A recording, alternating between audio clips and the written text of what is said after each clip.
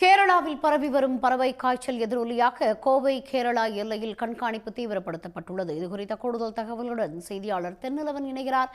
தென்னிலவன், விவரங்களை பதிவு செய்ய. நிச்சயமாக. அதாவது கேரளா மாநிலம் ஆலப்புழா மற்றும் கோட்டயம் மாவட்டங்களில் ஒரு சில பகுதிகளில் இருந்த பண்ணைகளில் இருந்த கோழி மற்றும் வாத்து அடுத்தடுத்து உயிரிழந்தது. அதன் மாதிரிகளை ஆய்வகத்திற்கு அனுப்பிய போது அதற்கு H1N1 என்ற அந்த வைரஸ் தொற்று, அதாவது பறவை காய்ச்சல் இருந்தது உறுதி செய்யப்பட்டது. இதனைத் தொடர்ந்து பார்த்தீங்கன்னா, தமிழ்நாடு அரசு பொது சுகாதாரத்துறை சார்பில் தமிழக கேரள எல்லையில் இருக்கக்கூடிய அந்த எல்லையோர மாவட்டங்களில் கண்காணிப்பை தீவிரப்படுத்த உத்தரவிடப்பட்டது. அந்த அடிப்படையில் தான் கோவை, நீலகிரி, அதே போல தென்காசி, தேனி உள்ளிட்ட மாவட்டங்கள்ல அந்த கண்காணிப்பு பணியானது துவங்கி இருக்கிறது.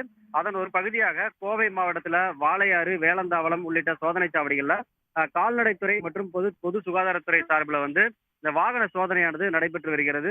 குறிப்பாக கேரளாவில் இருந்து கோவைக்கு வரக்கூடிய அனைத்து வாகனங்களிலும் கிருமி நாசினி தெளிக்கப்படுகிறது. அதே போல அந்த கோழி, வாத்து உள்ளிட்ட பறவைகள் ஏற்றி செல்லக்கூடிய வாகனங்கள் திரும்பி கோவைக்கு வரும்போது முழுமையாக அதாவது தூய்மை செய்யப்பட்டு எடுத்து வர வேண்டும் என அறிவுறுத்தப்பட்டிருக்கிறது.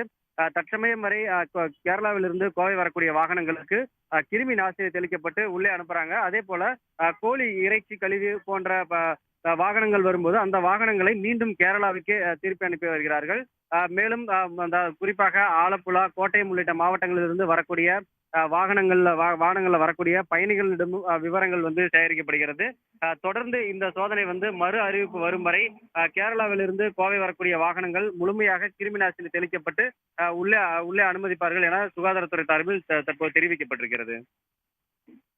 தகவல்களுக்கு நன்றி தென்னிலவன். உடனுக்குடன் செய்திகளை தெரிந்து கொள்ள சன் நியூஸ் பெல் ஐகானை கிளிக் பண்ணுங்க.